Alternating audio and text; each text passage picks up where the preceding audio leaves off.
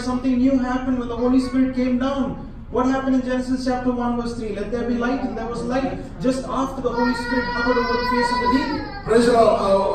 ഉൽപ്പത്തി 1-ാം അധ്യായത്തിൽ സൃഷ്ടിപ്പിനെ പറ്റി പറയുമ്പോൾ പരിശുദ്ധാത്മാവ് അവനെ അതിന്മേൽ പരിവർത്തിച്ചിരുന്നു എന്ന് പറയുന്നതിന് ശേഷം അത് വന്നതല്ലേ പിന്നെ എന്തോ ഇപ്പോൾ പറയുന്നത്? Through all this, Matthew was trying to claim and say that this is the temple, this is the God, this is that man who we were trying to wait for, the Messiah. He is everything that has come down. Praise the Lord. അവരോട് അവൻ വ്യക്തമായി മനസ്സിലാക്കി കൊടുക്കുന്ന ഇതാണ്, നിങ്ങൾ കാത്തിരുന്ന മശിഹ എന്ന് പറയുന്നവൻ ആലയമാവൻ നമ്മുടെ കൂടെ ഇരിക്കേണ്ടവൻ ഇവനാണെന്നുള്ളത് വ്യക്തമായി അവർക്ക് മനസ്സിലാക്കി കൊടുക്കുകയാണ് സുവിശേഷത്തിലൂടെ. And his teaching in Matthew chapter 5, Jesus teaching number 1.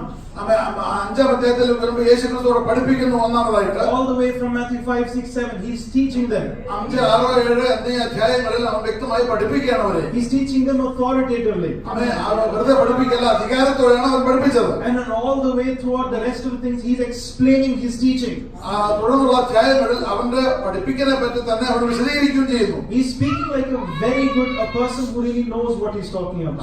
അവൻ വെറുതെ പറയുകയല്ല, ഒരു സംസാരിക്കുന്ന വ്യക്തി വ്യക്തമായി മനസ്സിലാക്കിക്കൊണ്ട് സംസാരിക്കുന്നു എന്നുള്ളത് ആധികാരികമായി ഉറപ്പിച്ചുകൊണ്ടാണ് അവൻ പറയുന്നത്. Between all this teaching, he's healing people.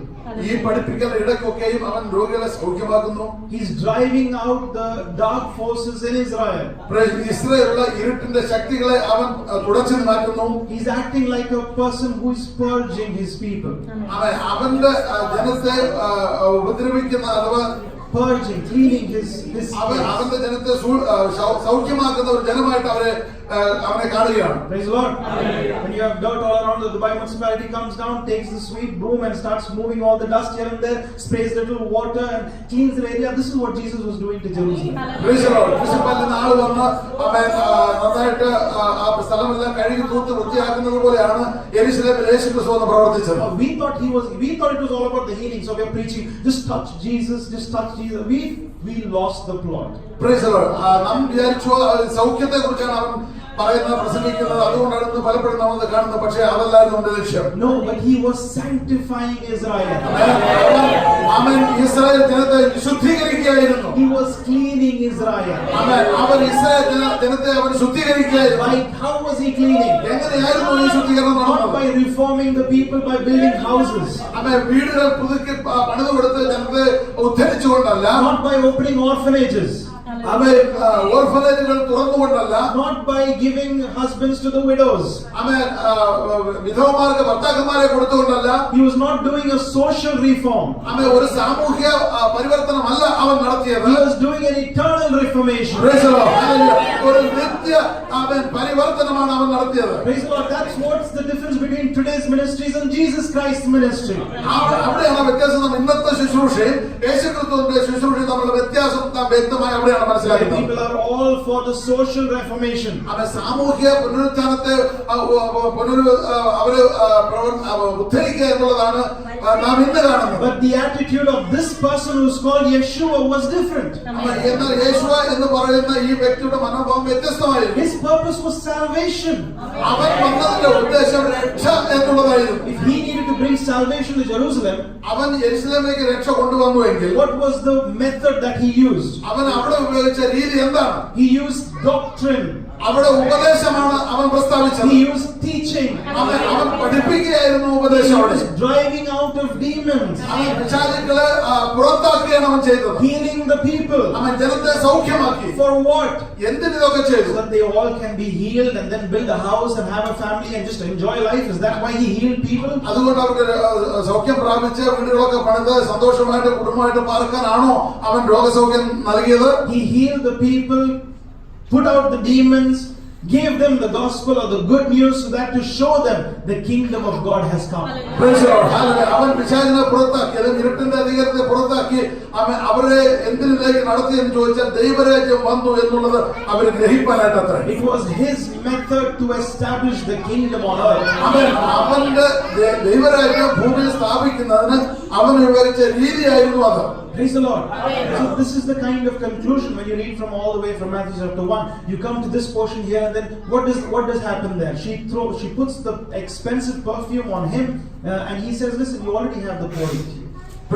ഒന്നാം അധ്യായം മുതൽ പറഞ്ഞു വന്നിട്ട് ഇവിടെ അവൾ ഈ വിലയേറിയ തൈലം പൂശുമ്പോൾ അവൻ പറയുകയാണ്, ഞാൻ എപ്പോഴും നിങ്ങളുടെ കൂടെ കാണുകയില്ല, ദരിദ്രന്മാർ എപ്പോഴും നിങ്ങളുടെ കൂടെ ഉണ്ട് എന്ന്. എന്താണ് ഇതിന്റെ അർത്ഥം? You have the poor with you always. ദരിദ്രർ നിങ്ങളോടൊപ്പം എപ്പോഴും ഉണ്ട്. But because of her recognition of who he is, എന്നാൽ അവൻ ആരെന്ന് അവൾ തിരിച്ചറിഞ്ഞതുകൊണ്ട്, because she understood who this person is, ഈ വ്യക്തി ആരെന്നുള്ളത് യഥാർത്ഥമായി അവൾ മനസ്സിലാക്കിയതുകൊണ്ട്, wherever this gospel is preached, it will be told about her in memory of her. എവിടെയൊക്കെ സുവിശേഷം പ്രസ്താവിക്കപ്പെടുന്നു അവിടെയൊക്കെയും അവളുടെ ഓർമ്മയ്ക്ക് അത് പ്രസ്താവിക്കുമെന്ന് പറഞ്ഞു. So what does it mean? അതിന്റെ അർത്ഥം എന്താ? That means it's the same way. For example, when you take the Lord's table, what does it say? You remember me. You do this in remembrance of me. ഉദാഹരണത്തിന് തിരുത്തലത്തിൽ ഭാഗമാകുമ്പോൾ ഇത് എന്റെ ഓർമ്മയ്ക്കായി ചെയ്യും എന്ന് പറയുന്നത് പോലെ, in the same way, all who recognize the lordship of Jesus Christ, യേശുക്രിസ്തുവിന്റെ കർത്തൃത്വം ആരൊക്കെ സ്വീകരിക്കുന്നു അവരൊക്കെ, all who understand who he is, അവൻ ആരെന്ന് ആരൊക്കെ മനസ്സിലാക്കിയിട്ടുണ്ടോ അവരൊക്കെ, the moment you understand, and just like she throwed all that expensive perfume on him, when you give your whole life for Jesus, you're doing it in remembrance of someone you did many years ago. Praise the Lord. അവൾ അത് മനസ്സിലാക്കിയപ്പോൾ, ഗുരുവിനെ തിരിച്ചറിഞ്ഞപ്പോൾ, വിലയേറിയ തൈലം അവനെ പൂശിയെങ്കിൽ അവൻ ക്രിസ്തുവാണെന്ന് തിരിച്ചറിഞ്ഞ അവൻ നാം അവനെ സ്വീകരിച്ചാൽ, നമ്മുടെ ഹൃദയം അവൻ നൽകിയാൽ, അത് നാം ചിന്തിക്കേണ്ട ഒരു വിഷയമാണ്. What do we say?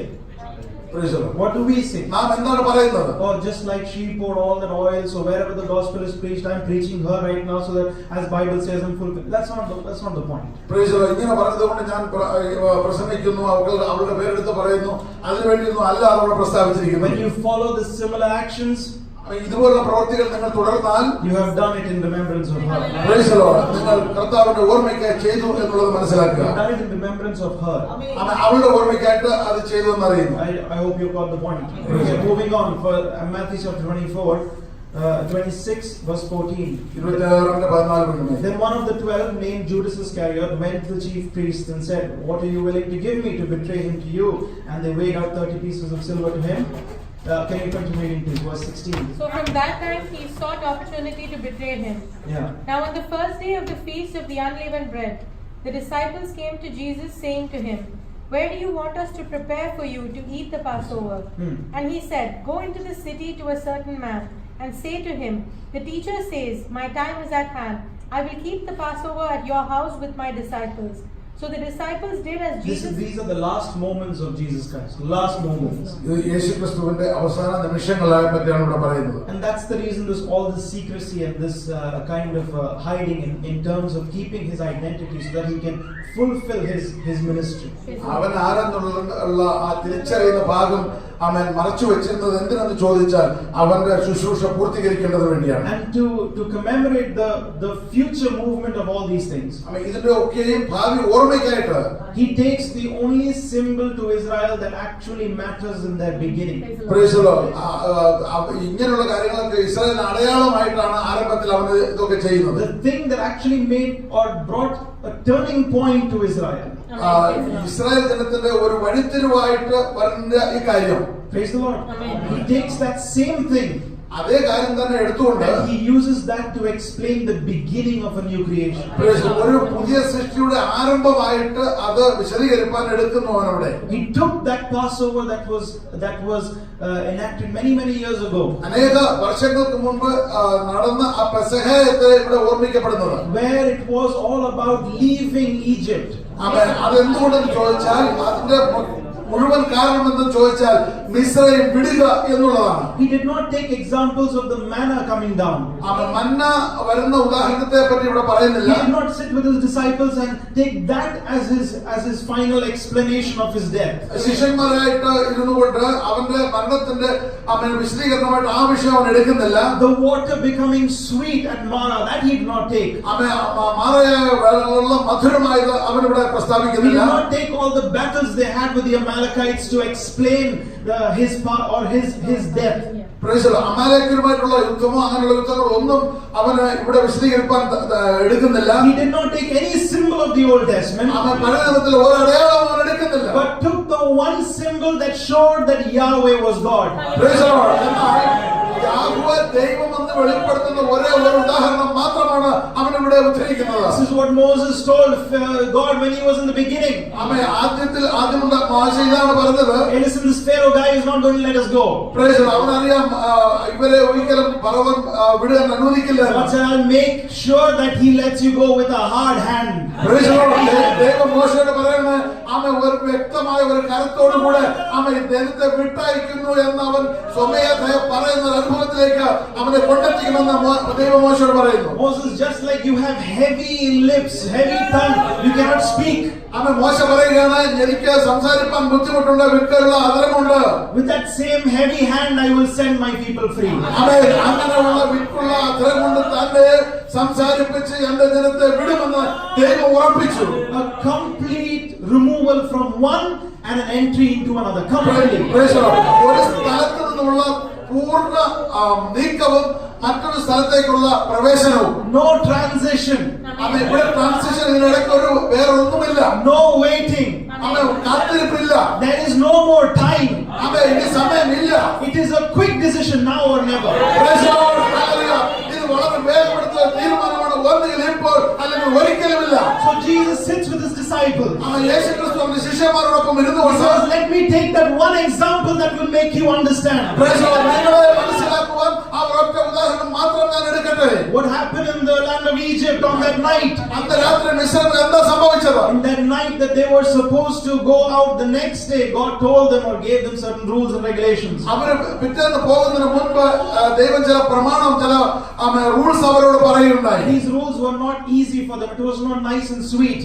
ആമേൻ. അത് മാത്രമല്ല ആ കൊടുത്ത റൂളൊന്നും ഇവർക്ക് മധുരമായിട്ട് തോന്നുന്നതുമല്ലായിരുന്നു. All the previous plagues did not affect them. It was all very easy, simple life. Like it was very free. They could sit on one place and enjoy what's happening on the other side of the land of Goshen. എന്നാൽ അതിന് മുൻപുണ്ടായ ചരിത്രങ്ങൾ ചിന്തിച്ചാൽ 10 ബാധ ഉണ്ടായ സമയങ്ങളിലും ഇവിടെയൊക്കെ എന്തെല്ലാം ബുദ്ധിമുട്ടുണ്ടായ സമയത്തൊക്കെ ഇവർ ശാന്തമായിരുന്നു കാണുകയായിരുന്നു. ഇവരെ ഒന്നും ബാധിച്ചില്ല. അതത്ര അവർക്ക് അറിയാവുന്നത്. But this last one, എന്നാൽ ഈ അവസാനത്തെ ഒന്ന് needed their involvement. Hallelujah, praise the Lord.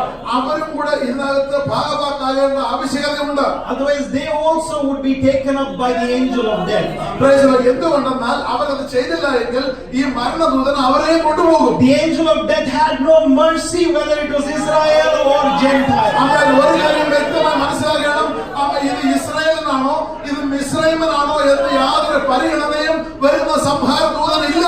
The water becoming blood did not affect Israel. അവൻ വെള്ളം രക്തമായത് ഇസ്രായേലിനെ ബാധിച്ചില്ല. Darkness did not affect Israel. Darkness. അവൻ ഇരുട്ട് ഇസ്രായേലിനെ ബാധിച്ചില്ല. The locusts did not affect Israel. അവൻ വെട്ടുക്കളെ അവരെ ബാധിച്ചില്ല. Boils did not affect Israel. വ്രണവും അവരെ ബാധിച്ചില്ല. But this last one, എന്നാൽ ഈ ഒടുക്കം പറയുന്ന കാര്യം, whether Jew or Greek, അവൻ യഹൂദനായാലും യവനനായാലും every single person അവൻ ഓരോ വ്യക്തിയും will be affected. അവൻ ഇത് ബാധിക്കുമെന്നൊരു സംശയമില്ല. Jesus takes that as an example. അവൻ ആരുടെ യേശുക്രിസ്തുവിന്റെ ഉദാഹരണമായി He എടുക്കുന്നത്. says this is the activity. This is the activity that affects all mankind. സകല മാനവ രാശിയെയും അവൻ ബാധിക്കുന്ന ഒരു പ്രവൃത്തിയാണിത്. This is important. അവൻ ഇതിന് പ്രാധാന്യമുണ്ട്. Yes, you know that I shed manna from heaven. അവൻ സ്വർഗ്ഗത്തിൽ നിന്ന് മന്ന ഇറങ്ങിയത് അവർക്ക് അറിയാം. I gave you water to drink. അവൻ നിങ്ങൾക്ക് കുടിപ്പാൻ ഞാൻ വെള്ളം തന്നു. I saved you in the land of Egypt. അവൻ മിസ്രൈമിൽ ഞാൻ നിങ്ങളെ രക്ഷിച്ചു. I heard your cry and sent Moses. Praise the Lord. I heard your cry and sent Moses. അവൻ നിങ്ങൾ കരുതി ഞാൻ മോശയെ അയച്ചു. But this one which I am doing, അവൻ എന്നാൽ ഇപ്പോൾ ഞാൻ ചെയ്യുന്നത്, this is important for all men. ഇത് സകല മനുഷ്യർക്കും വളരെ പ്രാധാന്യമുള്ളതാണ്. Praise the Lord. So all the things that God gave to Israel to explain the Passover was quite very symbolic. വളരെ അടയാളമായിട്ട് അവർക്ക് തോന്നത്തക്ക നിലവത്ര ഈ പെസഹ യേശുക്രിസ്തു അവരോട് ചൂണ്ടിക്കാണിച്ചുകൊണ്ട് പറയുന്നത്. They're sitting, they're eating, they're standing, everything was symbolic. അവർ നിൽക്കുന്നതും ഇരിക്കുന്നതും കഴിക്കുന്നതും ഒക്കെ അടയാളപരമായി അവർ ചെയ്യേണ്ടതായിരുന്നു. They had to get themselves prepared for action. പ്രവൃത്തിക്ക് വേണ്ടി അവർ അവരെ തന്നെ ഒരുക്കേണ്ടിയിരുന്നു. And that what they prepared for action even had to show in their eating. ആ ഒരുക്കം അവർ കഴിക്കുമ്പോഴും ആ ഒരുക്കത്തോടെ മാത്രം കഴിക്കണമായിരുന്നു. We said there was no bread that was leavened, it was unleavened bread. അവൻ പുളിപ്പില്ലാത്ത അപ്പമായിരുന്നു അവിടെ ഉപയോഗിച്ചത്. No time to let the bread to rise, we have to go. Praise the Lord, hallelujah. അപ്പം പുളിപ്പിക്കുവാൻ സമയമില്ല, നമുക്ക് പോകാൻ സമയമായി. അതുകൊണ്ട് പുളിപ്പില്ലാത്ത അപ്പം മാത്രമേ അവർ ഭക്ഷിക്കാൻ ദൈവം കൽപ്പന കൊടുത്തത്. Roasted meat, no time to make it nice. Roasted quickly in the fire and on the table. Praise the Lord, hallelujah. പെട്ടെന്ന് തീയിലിട്ടത് ചുട്ട് മേശപ്പുറത്ത് റെഡിയാക്കി വെച്ചു. അല്ലാതെ രുചികരമായി അവയെ അതിനെ ഒരുക്കുവാൻ പോലും സമയമില്ല. Staff in hand, ready to go. അവയെ കയ്യിൽ വടി പിടിച്ചുകൊണ്ട് അവൻ പോകാൻ തയ്യാറെടുത്ത് നിൽക്കണം. Girdles ready to go. അവയെ അരക്കെട്ട് കെട്ടി റെഡിയാക്കിക്കണം. Sandals